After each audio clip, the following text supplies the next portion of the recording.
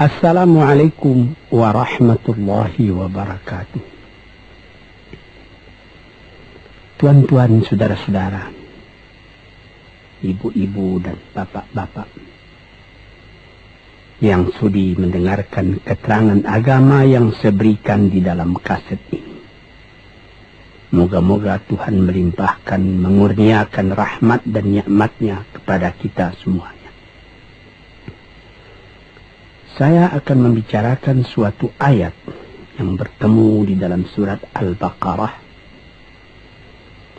Bunyinya, Allahu waliyul ladzina amanu yukhrijuhum minadh dhulumati ilan nur.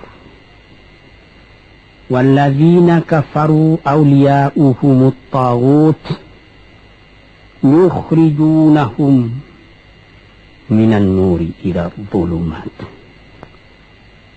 Artinya, Allah adalah menjadi pemimpin bagi orang-orang yang beriman, orang yang mempunyai kepercayaan yang teguh.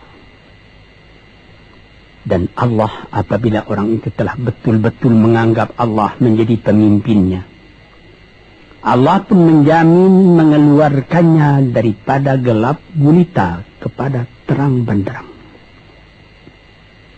Gelap gulita kebodohan kepada kecerdasan. Gelap gulita kehidupan tak tentu arah kepada tujuan yang sejati. Sebaliknya, orang yang kafir yang tidak percaya kepada Allah, maka sebaliknya yang terjadi, daripada terang benderang dia akan dipimpin oleh taghut, oleh kekuasaan yang bukan bersandar kepada Allah, kekuasaan hanya dikendalikan oleh setan. Kekuasaan yang demikianlah yang akan mengeluarkannya daripada terang benderang kembali ke dalam gelap gulita. Oleh sebab itu, rohani manusia itu adalah melalui di antara gelap dan terang kehidupan itu, di antara terang dan gelap kehidupan. Kalau sekiranya jasmani kita, kalau sekiranya badan kita yang lahir ini diberi cahaya oleh matahari yang terbit di waktu pagi, yang terbenam di waktu sore, rohani kita pun diberi juga terang oleh suatu yang lebih terang dari matahari, yaitu petunjuk dan hidayat Tuhan. Di dalam Al-Quran, Tuhan memberikan bujukan, memberikan jiwa besar kepada orang-orang yang beriman itu. Tuhan bersabda, La tahinu wa la tahzanu wa antumul a'launa in kuntum mu'minin. Engkau ini adalah orang yang tinggi kalau engkau tetap memegang kepercayaan kepada Allah Subhanahu wa ta'ala. Di dalam perjuangan hidup di dunia ini, perjuangan antara yang hak dengan yang batil, antara gelap dengan terang, antara keyakinan dan keraguan, manusia berjalan di sekitar itu. Di kiri dan di kanan kita berjumpalah gelap dan terang itu. Maka diberilah pedoman manusia tadi. Apa pedoman? Walaupun bagaimana hebatnya, geloranya, tofannya, halim bubunya, ombaknya dan gelombangnya kehidupan itu, manusia mesti teguh berpegang kepada iman. Sebab kehidupan di dunia itu menurut peraturannya ialah tidak ada yang tetap. Yang tetap itu ialah berubah. Berubah itulah ketetapan yang ada dalam dunia. Panas sangat terik, benar, nanti akan hujan. Hujan sangat lebat, benar, nanti akan panas. Di suatu tempat terjadi hujan yang lebat, berhari-hari timbul banjir. Iya, banjir itu tidak tiap hari, nanti dia kering lagi. Di laut pun demikian pula. Ada pasang naik, tergenang ke atas. Besok pagi air itu sudah kering lagi, surut pasang. Begitulah kehidupan di dunia itu. Itu harus kita yakini supaya kita jangan terombang-ambing dalam kehidupan itu. Kalau kita sudah mulai terombang-ambing, tahu-tahu walaupun bagaimana terangnya hari, gelap timbul dalam jiwa kita sendiri. Walaupun panas terik, kita berhujan. Hujan oleh keringat kita sendiri. Jadi yang penting di sini menjaga hati. Sampai Rasulullah Nabi kita Muhammad sallallahu alaihi wasallam, inna fil jasadi mudghatan, di dalam tubuh manusia itu ada suatu bekuan darah. Idza salahat salahal jasadu kulluhu wa idza fasadat fasadal jasadu kulluhu. Kalau ini segumpal daging baik, seluruh badan jadi baik. Kalau dia rusak, seluruh badan jadi rusak. Apakah itu? Hati. Hati. Kendali terletak dalam hati kita. Hati. Artinya penuh. Bukan saja berarti pada daging, tapi pada hati dari hati, isi dari hati. Atau juga akal kita. Sebab itu, maka kalau satu waktu saya pernah mengajarkan doa yang mengandung 8 sifat-sifat lemah menghilangkan kemerdekaan manusia. Hari ini saya pun akan mengajarkan doa yang diajarkan juga oleh Nabi. Bagaimana menjaga hati tadi. Di situ dalam doa itu ada tersebut 4 perkara.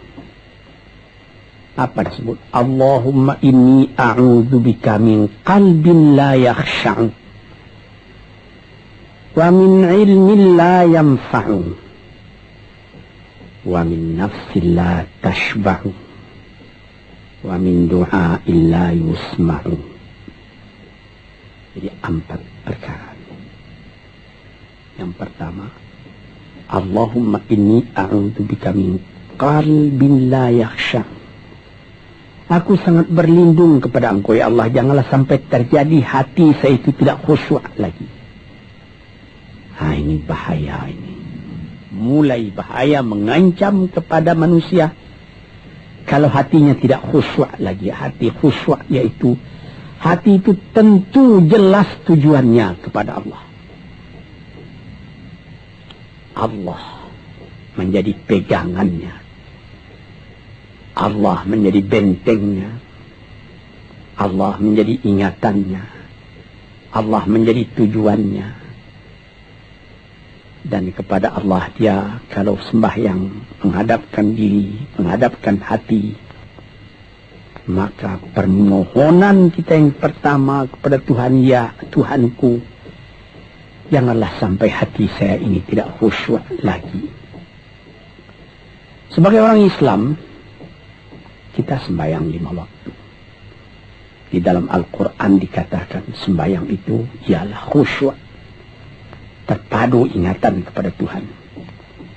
Tapi kalau kita sudah, hati itu sudah mulai ditumbuhi penyakit, walaupun sembahyang, mulai sejak Allahu Akbar, pikiran sudah menjalar kepada yang lain. Piutang belum menerima, utang belum terbayar, makanan belum masak, macam-macam lah yang teringat. Padahal kita dalam sembahyang. Ini apa arti sembahyang tadi lagi? Ini sudah mulai berbahaya ini. Banyak orang yang tidak meninggalkan sembahyang, tapi ini ada bekas dari sembahyang itu kepada kehidupannya. Di dalam sembahyang kita baca inna salati wa nusuki wa mahyaya wa mamati lillahi rabbil alamin. Sesungguhnya sembahyangku dan ibadatku dan hidupku dan matiku sama sekali terserah kepada Allah. Ini dirasakan dalam hati, bukan cuma disebut di dalam mulut. Bagaimana dikatakan, bukan jadi lip service sebagai sapu tangan penggosok-gosok mulut, bukan begitu. Yang dari hati. Kalau sudah dari hati yang khusyuk, ini berbekas kepada kehidupan. Aku tak takut menghadapi segala keadaan dalam hidup, sebab hatiku bertali dengan Tuhan. Dari Tuhan aku datang, kepada Tuhan aku akan kembali. Ini namanya hati yang khusyuk. Tapi kalau sekiranya bacaan tetap fasih, tapi tidak ada lagi dari hati, melainkan rutin saja. Bayang, 5 waktu sehari semalam, tapi tidak merubah kepada perangai tandanya sembahyang tadi tidak khusyuk. Ini yang pertama kita minta kepada Tuhan. Janganlah sampai kita mempunyai hati yang tidak khusyuk, hati yang tidak teringat kepada Allah. Kalau hati tidak ingat lagi kepada Allah, maka segala pekerjaan yang terlarang sudah ringan saja kita mengerjakan. Menipu, berdusta, membujuk orang lain mengerjakan perbuatan yang salah, mencela, memaki, itu karena tidak ingat kepada Allah, cuma ingat kepada diri sendiri saja.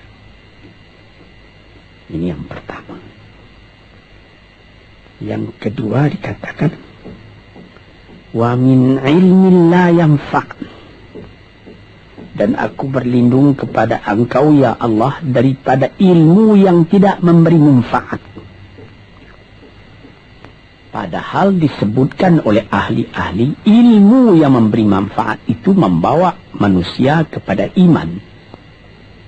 Al-ilmu yad'u ilal iman. Ilmu itu membawa manusia kepada iman. Sekarang sudah ilmu banyak, tapi tidak membawa kepada iman, melainkan membawa kepada celaka. Sudah maju kepandaian orang, ilmu, pengetahuan orang, teknologi orang, sains orang, knowledge orang, dan segala macamnya. Tapi tidak ada manfaatnya kepada manusia. Cuma bahaya karena ilmu tadi yang datang kepada manusia. Sebagaimana ilmu manusia di abad ke-20 yang sangat penting, yaitu tentang tenaga atom. Maka timbullah bom atom, bom hidrogen, nuklir. Sehingga manusia diancam sekarang ini oleh bahaya atom itu di mana-mana. Apabila kita lihat di televisi, bagaimana mengadakan demonstrasi di Australia, di Jerman Barat, di tempat-tempat yang lain, melihat bagaimana bahaya atom itu kalau terjadi perang dunia yang ketiga. Ya Rabbi ya Karim, bom atom yang jatuh di Hiroshima itu belum ada artinya dibandingkan dengan bom yang sekarang, yang sedang disimpan oleh kerajaan-kerajaan, oleh negara-negara besar untuk menghancurkan.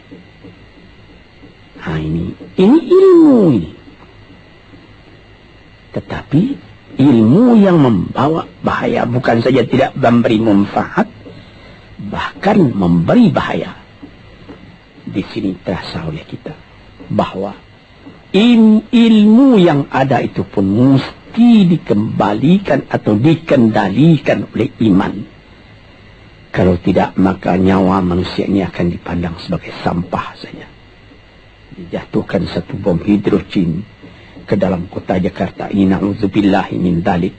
Umpamanya dimasukkan ke kota Jakarta ini satu bom hidrogen saja, itu sudah habis penduduk Jakarta yang lebih dari 5 juta ini. La haula wala quwata illa billah. Ini diminta kepada Tuhan, ya Allah, majulah ilmu manusia, majulah teknologi manusia, tetapi jangan hendaknya kemajuan itu membawa kepada bahaya. Jangan ilmu pengetahuan itu membawa kepada yang tidak memberi manfaat. Nah, ini doa yang kedua kepada Allah Tuhan sarwa sekalian alam. Yang ketiga disebut lagi, wa min nafsin la tashba'u, dan aku berlindung kepada Allah daripada nafsu, daripada diri, daripada ego, daripada tiap-tiap masing-masing diri ini yang tidak merasa kenyang. Ini juga bahaya besar. Inilah yang menimbulkan penjajahan di dunia. Inilah yang menimbulkan, disebut dalam bahasa Arab, al-ghazwul fikri, penjajahan. Sesudah Perang Dunia Kedua sudah banyak negeri-negeri yang merdeka, tetapi sekarang timbul lagi penjajahan baru. Apa? Penjajahan fikiran.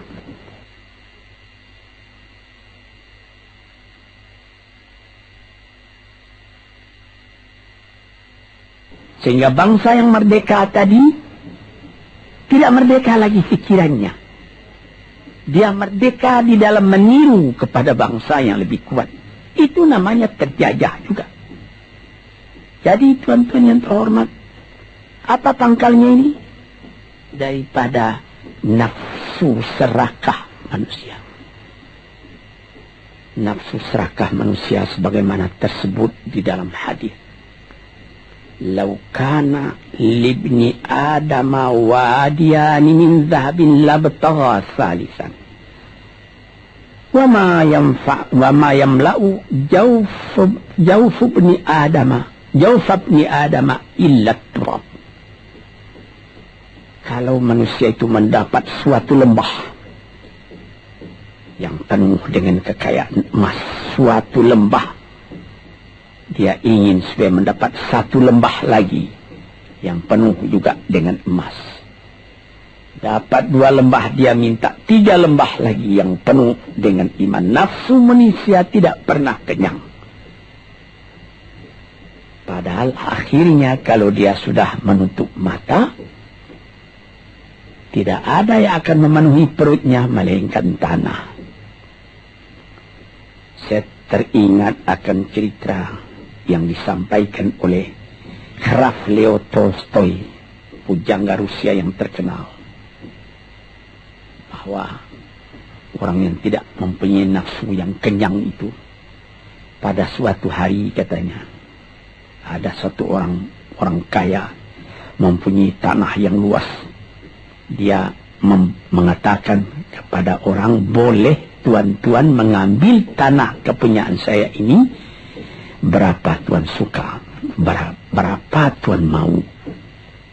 Syaratnya cuma begini, sepanjang yang tuan berjalan dari timur ke barat, lantas sebelum matahari terbenam, tuan sampai kembali ke tempat tuan melangkah pertama tadi. Berapa saja tuan suka, boleh ambil tanah ini. Maka datanglah si tamak tadi. Tuan yang punya asli tanah tadi mengatakan, bawalah bakal, jangan lapar di jalan nanti. Baik, dibawanya nasi sebungkus, dia berjalan, jalan. Dari pukul 7 pagi. Kalau diambil kekuatan, hendaknya pukul 10 dia sudah makan. Melangkah lagi beberapa ratus meter atau sekian, nanti boleh kekuatan buat kembali. Sehingga sebelum matahari terbenam, dia sudah sampai ke tempat dia menuju bermula. Tetapi ini orang bernafsu betul, dia minta supaya banyak tanah yang didapatnya. Dibawanya nasi sebungkus, tapi dia tidak jalan di tengah jalan, tidak berhenti, kan nanti berapa meter itu nanti kalau saya berhenti, tanah yang kurang buat saya. Dia terus berjalan. Dia tidak ingat bahwa kekuatan masa pergi yang lebih cepat dengan kekuatan masa pulang yang lambat itu, dan tidak taksir. Dia berjalan saja cepat-cepat. Sudah pukul 1 hari, sudah jauh perjalanan. Lantas nanti kembali. Kelemahan badan, kondisi dan suatu situasi tidak sama lagi. Tidak secepat dia pergi dahulu lagi dia pulang kembali.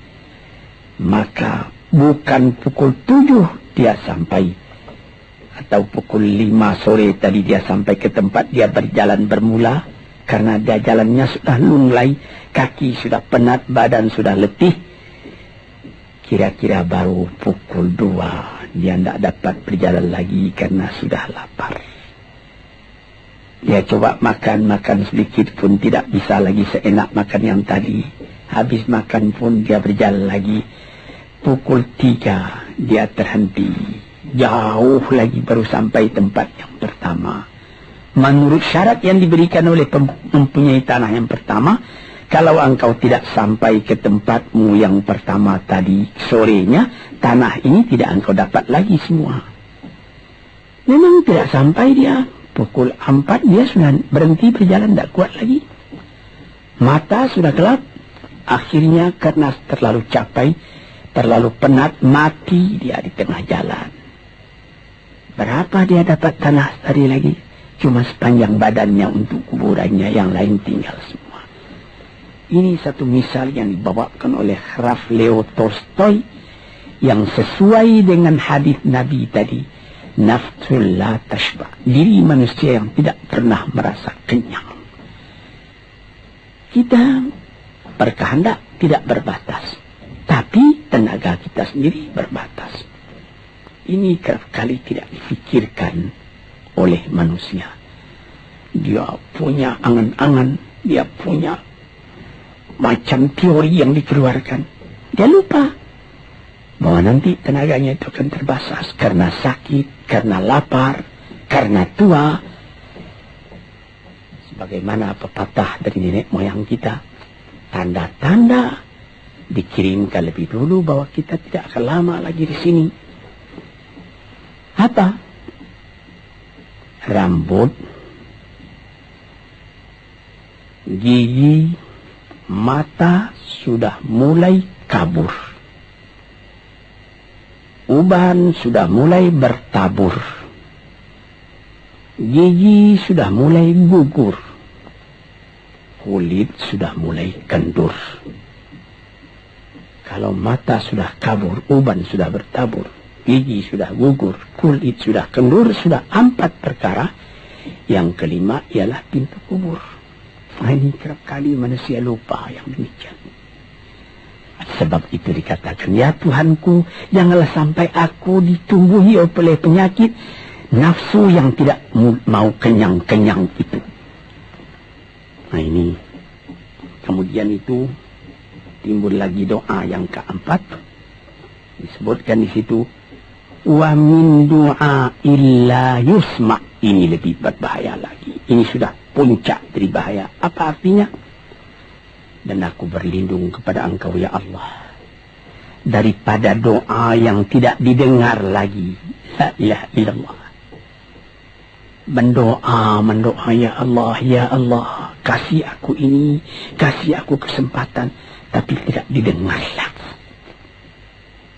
Tuan-tuan, para pendengar kasetku yang tercinta, ada tersebut dalam hadis Nabi, wa malbasuhu haramun, wa mashrabuhu haram, wa hudhiya bil haram. Ya Rabb, fa'anna yustajabulah. Ash'asa, aghbara. Badan sudah penuh dengan kotoran, penuh debu. Yang muduk yadaihi ila sama, menadahkan tangan keduanya ke langit. Ya Rabbu, ya Tuhanku, tolong aku, ya Allah, bela aku. Padahal yang dimakan haram, yang diminum haram, dibesarkan dengan yang haram. Fana yustajabulah. Dengan jalan apa Allah Ta'ala akan mengabulkan doa itu? Badan kotor menghadap kepada yang bersih, meminta diberi kebersihan. Bagaimana caranya? Tuan-tuan yang terhormat, pernah dalam Quran Tuhan mengatakan, la yanzuru ilaihi wa la yukallimuhum Allah wa la yanzuru ilaihi. Allah tak mau mengajak dia bercakap dan Allah tidak memandang kepada dia. Saya sendiri dengan segala kerendahan hati mengatakan bagaimana beratnya kita bertemu dengan seorang orang besar Lalu dia mengulurkan tangan kepada kita. Tapi mata kita tidak dilihatnya. Sengsara rasanya. Bagaimana dengan Tuhan kalau Tuhan tak mau melihat kita? Sebab itu, para pembaca, pendengar kaset yang tercinta, berdoalah kepada Tuhan supaya hati kita selalu terbuka. Jangan sampai kita mempunyai hati yang tidak khusyuk, ilmu yang tidak memberi manfaat, jiwa yang tidak pernah kenyang, dan doa yang tidak didengar. Ya Allah, dengarkan doa kami dan tunjukkan kepada kami jalan yang benar dan beri kami terang dalam kehidupan ini. Yang keempat ialah wa min du'a'il la yusma'. Dan aku berlindung kepada Engkau ya Allah, jangan sampai doaku tidak terdengar, tidak didengar oleh Tuhan. Sebagaimana kita tahu, doa itu adalah mukhul ibadah, tulang sumsum daripada ibadat kita sendiri kepada Tuhan. Segala perbuatan kita patrikan dengan doa, dengan harapan mudah-mudahan diizinkan oleh Allah. Disampaikan maksud kita, macam-macam yang kita minta kepada Tuhan. Tapi kalau doa itu sudah tak diperdulikan lagi oleh Tuhan, apa celaka kita, apa daya kita, apa upaya kita?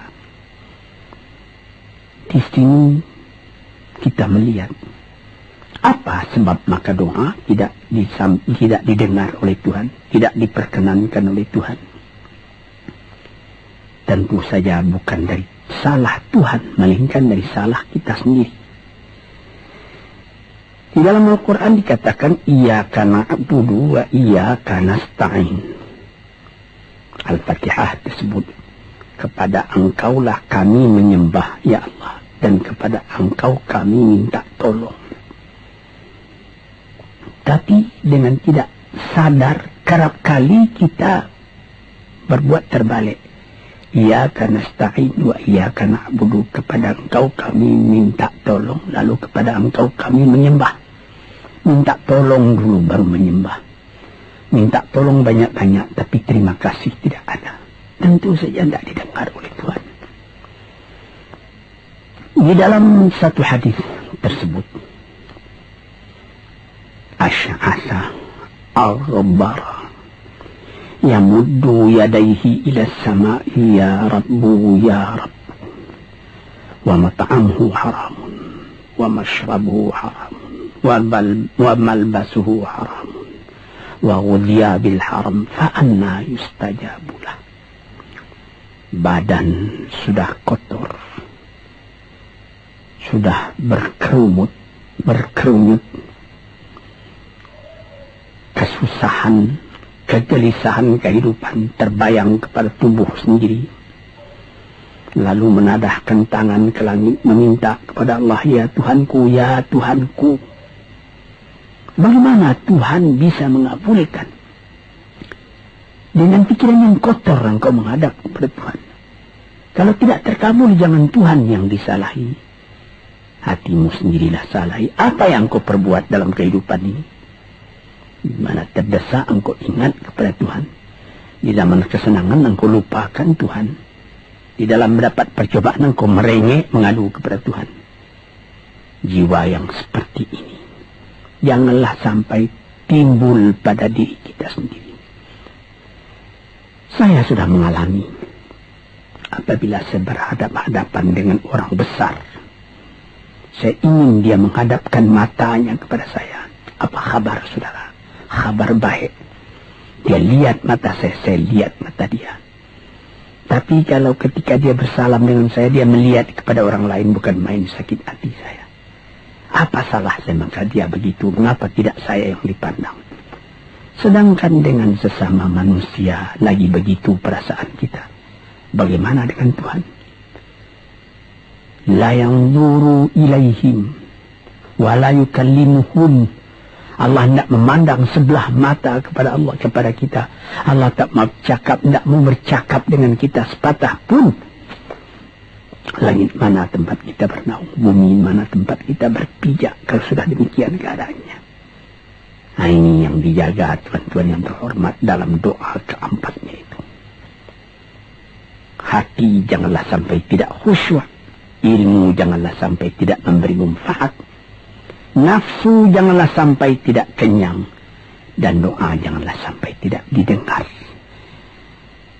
Saudara-saudara, moga-moga Allah memberikan kepada kita hati yang terang. Sebagaimana ayat yang mula-mula saya sebut tadi, Allahu waliyul ladzina amanu yukhrijuhum minadh dhulumati ilan nur. Allah lah jadi pemimpin bagi orang yang beriman, sehingga dari gelap gulita dibawa dia oleh Tuhan kepada terang benderang. Walladzina kafaru, tetapi orang-orang yang sudah tidak ada kepercayaannya kepada Tuhan, awliya'uhumut taghut, yang menjadi pemimpinnya bukan Tuhan tapi setan. Dia akan membawa orang itu daripada terang benderang ke dalam gelap gulita. Kita jadi meraba-raba dalam gelap kehidupan. Dalam meraba-raba itu masih ragu entah kemana akan pergi. Maut pun datang. Gelap selalu. Di dunia gelap, di akhirat pun gelap. Na'udzubillahi min dzalik. Hadirin yang terhormat, para peminat kaset ini, moga-moga semuanya ini menjadi kenang-kenangan kepada Tuhan di dalam perjalanan yang jauh, di dalam keistirahatan hidup, sehingga mendapat ketetapan hati dan tumakninah. Assalamualaikum warahmatullahi wabarakatuh.